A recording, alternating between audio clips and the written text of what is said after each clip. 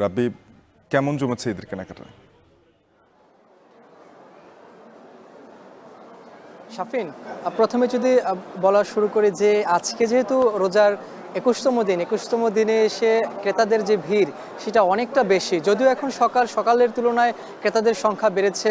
১০টার পরপরই ক্রেতারা আসা শুরু করেছেন। দুপুরের পর আরও ক্রেতারা আসবেন এই কথাই বলছেন এখানকার বিক্রেতারা। তবে যেহেতু ঈদের সবচেয়ে বড় অনুষঙ্গ থাকে নতুন পোশাক পরিবারের সদস্যদের কিনে দেওয়া, নিজের জন্য কেনাকাটা করা, সে কারণে আমরা সকাল থেকে দেখেছি যে ক্রেতাদের একটা ভিড় বাট্টা রয়েছে।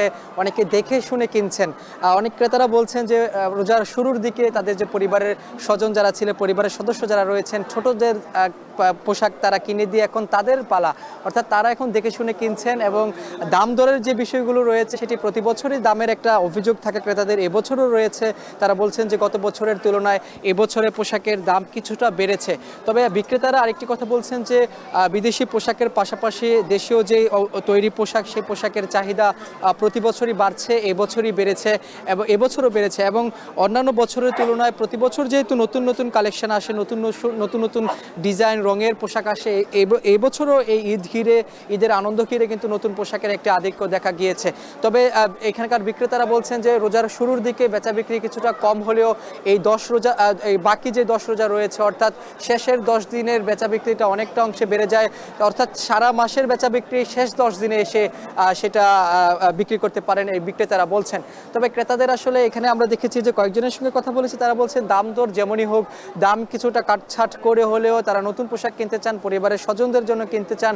ছোটদের পোশাকটি আসলে তারা আগেও কিনে দিতে চান এবং কিনে তারা স্বাচ্ছন্দ্য বোধ করেন। এবং তারা বলছেন যে পরিবারের সদস্যদের পোশাক কিনতে পারার মধ্যেই রয়েছে তাদের বাড়তি আনন্দ। এবং শিশুরাও কিন্তু এই যে তাদের যে উদযাপন, তাদের পরিবারের সঙ্গে, বাবা মায়ের সঙ্গে তারা কিনতে আসছেন, তারা পছন্দ করছেন পোশাক, তারা দেখছেন তাদের মধ্যে একটা আনন্দ রয়েছে। কারণ নতুন পোশাক সবচেয়ে বড় আনন্দ যোগায় শিশুদের, যারা ছোট রয়েছে তাদের মনেই বড় বেশি আনন্দ। কারণ তারা পোশাক কিনেন, বাসায় নিয়ে সেটা আবারও দেখেন, বারবার যাচাই বাছাই করেন, এটা একটা বড় আনন্দের বিষয়। অর্থাৎ ঈদের বড় অনুষঙ্গই থাকে নতুন পোশাক, পরিবারের সঙ্গে আনন্দ করা, উদযাপন করা, পরিবারের সঙ্গে ঘোরাফেরা করা, এই শপিং মলের যে পরিবেশ দেখা, এটা এখানে উদযাপন করছেন এই কথা বলছেন। এবং শিশুদের অনেকে নিয়ে এসেছেন, পরিবারের ছোট সদস্যদের নিয়ে এসেছেন, তাদেরকে এই পোশাক আসলে কিভাবে কিনতে হয়, ঈদের পোশাকে আসলে কোন বিষয়গুলো দেখতে হয়, সেই বিষয়গুলো তাদেরকে দেখাচ্ছেন।